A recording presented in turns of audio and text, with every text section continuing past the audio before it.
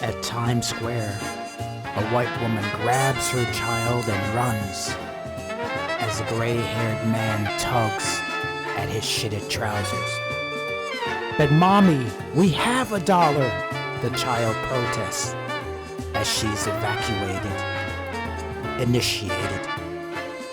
He drags a one-wheeled suitcase into the R train, the I train, the U train, and plops down across from me.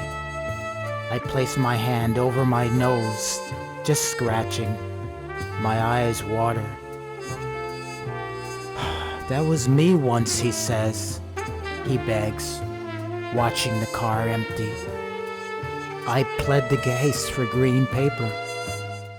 Now I plead the case for toilet paper, so less folks go running.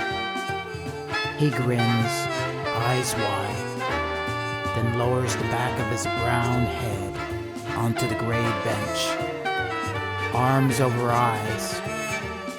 His soft snores echo through the deserted car. I leave $1 at his side.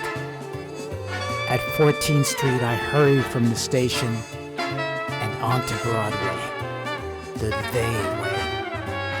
1,000 dreamers push, shove, and plead. Snow